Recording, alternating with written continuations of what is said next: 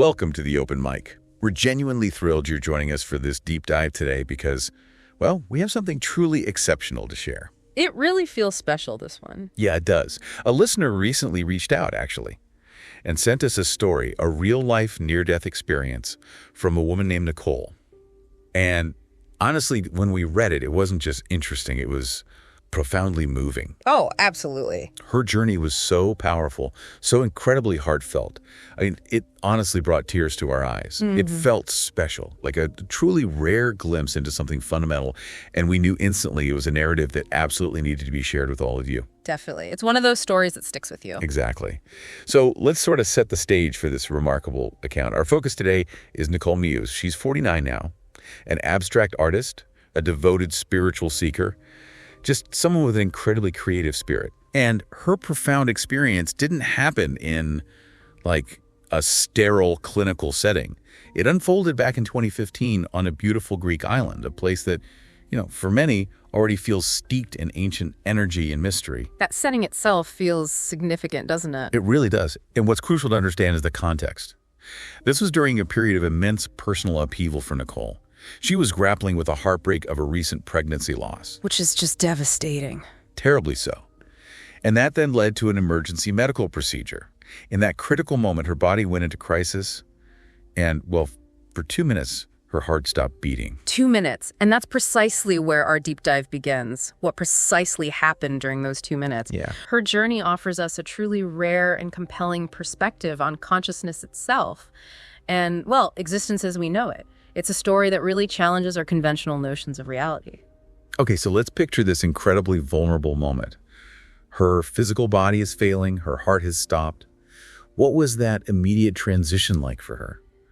The source material says her awareness didn't, abruptly or violently leave her body, as you might imagine. No, not at all. Instead, it gently, almost imperceptibly separated. There was no fear, no struggle, no pain.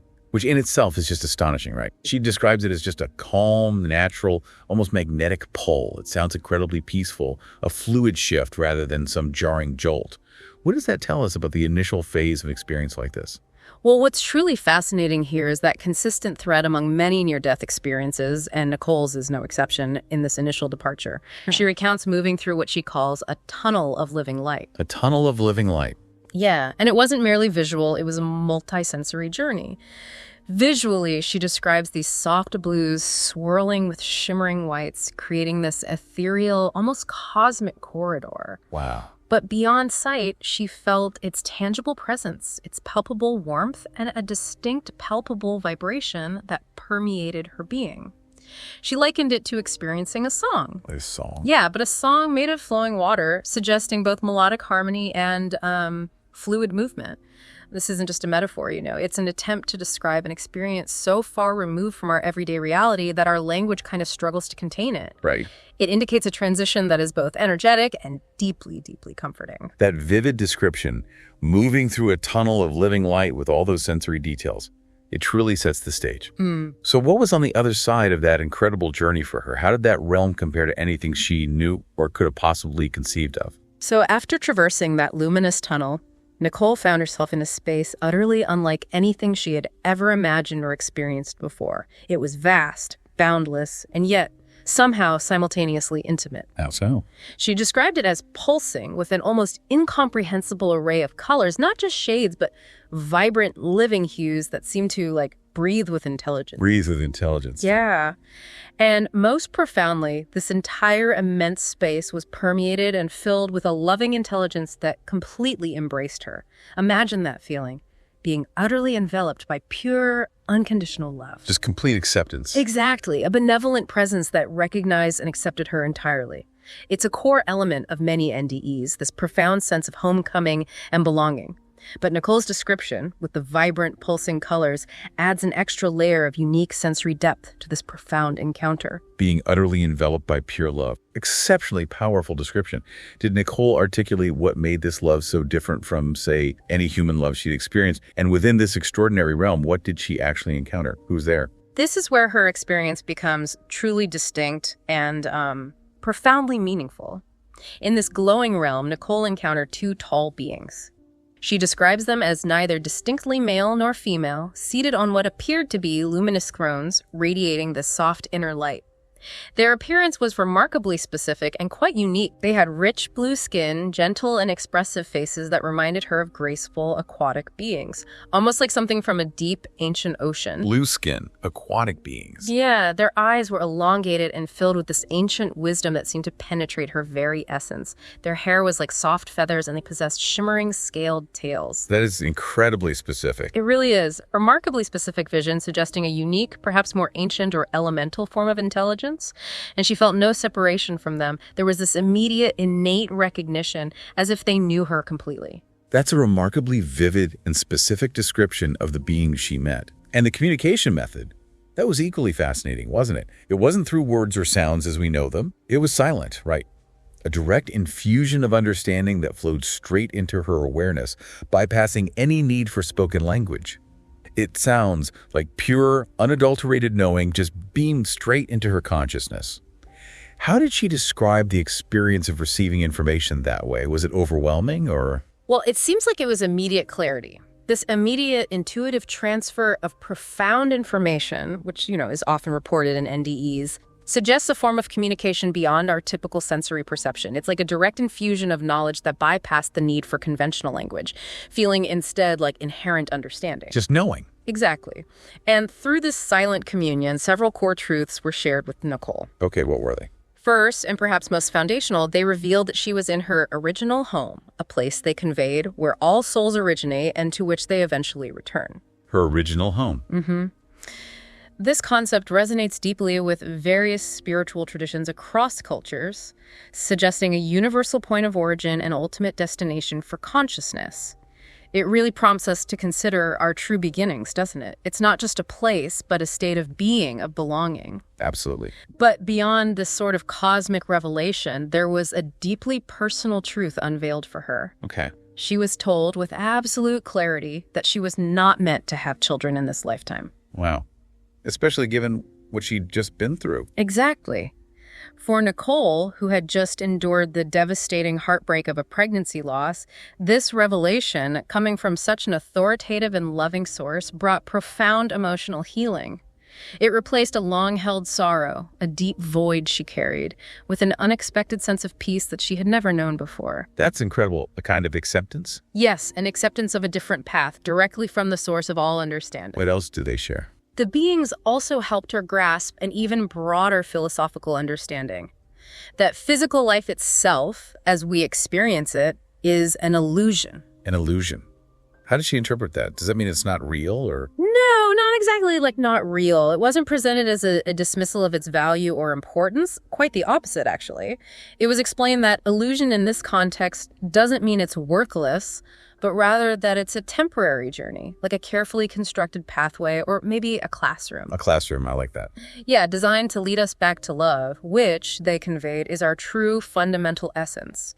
It's about recognizing that our physical existence, with all its joys and sorrows, is a profound learning experience, a means to return to our inherent nature. So not dismissing life, but seeing its deeper purpose. Precisely. And this profound truth was tied into an overarching message of interconnectedness. They emphasized that everything is part of a larger, unified, whole-connected, timeless, and perpetually guided by an intrinsic spark that never truly fades. Like we're all woven together. Exactly. It echoes many ancient wisdom traditions that speak of a universal consciousness or a fundamental fabric of reality.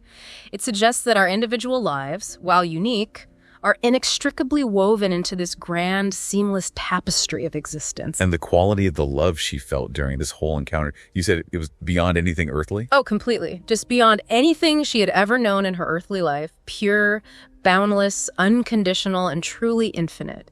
It sounds like a love that just dissolves all fear and separation. Mm-hmm. And despite the immensity of these revelations and the profound depth of feeling, her time in that realm felt, paradoxically, both eternal and fleeting. That's a truly poetic way to capture it, like time didn't exist there. Exactly. Where linear time simply doesn't apply, it suggests a profound paradox. Mm-hmm. An infinite amount of knowing compressed into what, from our earthly perspective, was just 2 minutes. And then, precisely as medical professionals worked tirelessly to resuscitate her body, bringing it back from the brink, Nicole's spirit began its journey of return. But what's truly compelling here is that she didn't come back as the same person. Right. You don't go through something like that unchanged. No way. She returned profoundly and irrevocably changed, carrying with her echoes of that realm. And these changes were immediate, right? Striking and, frankly, quite astonishing from what the source says. Yes. It details that in the moments right after awakening, still in the hospital, Nicole began speaking in this strange, melodic language she had never heard before or even conceived of. Yeah, that part is wild. Described as high-pitched and fluid, almost like dolphin tones.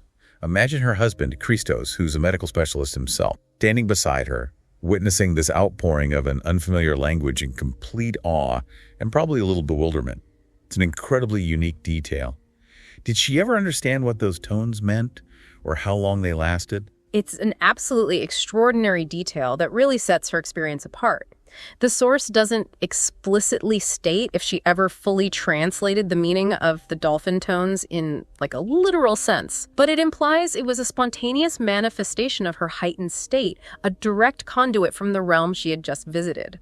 The experience was profound enough that Christos, as a medical professional grounded in the empirical, was simply awestruck. He knew it was something else. He recognized something entirely beyond his comprehension. This linguistic shift really highlights the immediate, visceral transformation she underwent, transcending even the most basic human functions. Wow. And it wasn't just the language, right? Her senses changed too. Oh, drastically. Beyond the language, her senses underwent this radical recalibration. She began to perceive the world with an entirely new, almost mystical sensitivity. How so? She felt water, not just as a substance, but as alive, as though it carried emotion and intention within its very molecules. Feeling water as alive. Yeah. And sounds, to her, took on colors, a phenomenon known as synesthesia, where one sensory input triggers another. Right, I've heard of that. And perhaps most intriguingly, people's emotions became tangible frequencies around her, vibrations she could feel and discern, rather than just interpret intellectually. So she could feel emotions. Like tangible frequencies. It's as if a veil was lifted, revealing layers of reality, the energetic substrate beneath the physical that most of us never perceive. This isn't just a metaphor. It suggests a profound shift in her neurological and energetic processing. That's a breathtaking level of sensory transformation, a complete rewiring, really, of how she experienced the world. And even though she never had another NDE. Right, it was a one-time event. The profound presence of those blue beings, those aquatic-like entities she encountered, stayed with her. They appeared in her dreams, apparently, offering guidance during her meditations. And perhaps most importantly, for an artist like her, they became an integral part of the creative energy that now flows directly into her art. It's like a permanent guiding connection was forged, influencing her even in her waking creative life. And today, Nicole lives a deeply peaceful life by the sea, an environment that just beautifully embodies the profound calm and serenity she found during her NDE. Makes sense. You'll find her spending her days barefoot on sandy paths, connecting directly with the earth, surrounded by the natural world, her devoted husband, and their two beloved dogs.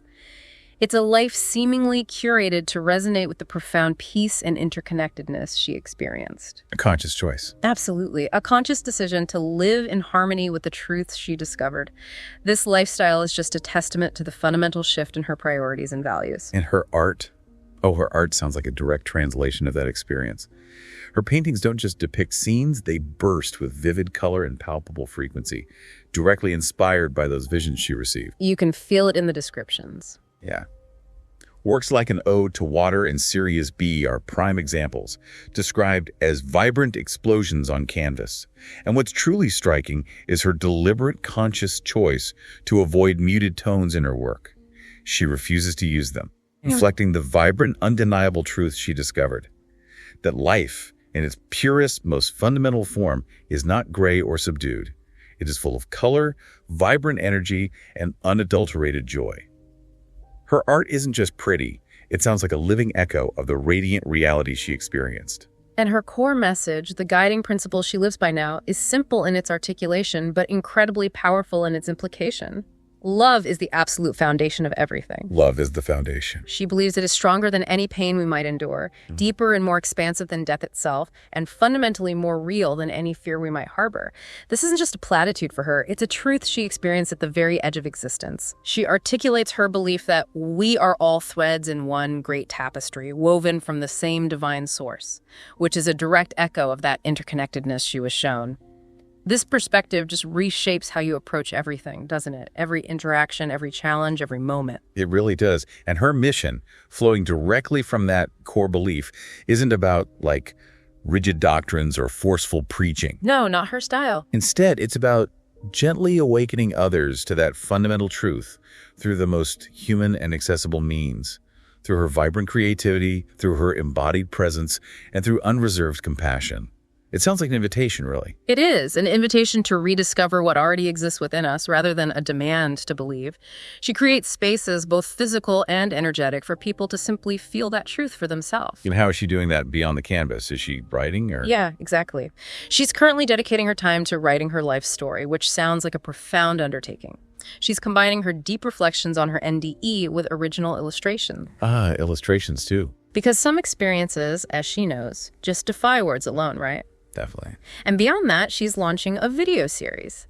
This series will feature what she calls unique visionaries, individuals who, like her, work with unseen energies and subtle realities, and who find ways to translate those insights into something tangible and healing for others. That sounds amazing, building community. Exactly. It's a remarkable way to foster a community of shared understanding and transformation, extending her message beyond her personal reach. So what does this all really mean for Nicole today? What's her deepest source of fulfillment, after all this? The source tells us it isn't found in prestigious galleries, though her work has certainly garnered acclaim and reached those spaces. Which is great, but not the core for her. Right. Her true joy, her deepest satisfaction, comes in the quiet, profound moments of connection. It's when someone stands before one of her paintings, gazing into its vibrant depths, and feels their own heart shift, a moment of resonance, recognition, or maybe healing. That connection. That, for Nicole, is the most profound validation of her journey and her art. And her near-death experience completely, utterly transformed her perspective on death itself. For her, it's no longer an end, a terrifying finality. Which is how most of us see it. Right. But for her, it's a return, a homecoming to the very heart of everything.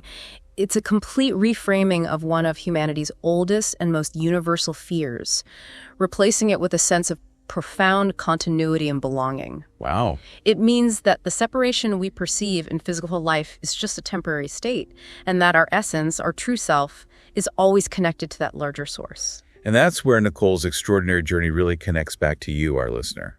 Her experience serves as such a powerful reminder that even in our seemingly darkest hours, surrounded by challenge or pain, light truly surrounds us. It's always there. It reminds us that love, pure and unconditional, waits patiently on the other side of pain, always accessible, and that through every heartbeat, every breath, every moment of our existence here, we are being gently called back to remember who we truly are, not just physical beings, but boundless, interconnected souls on a temporary journey back to our essence.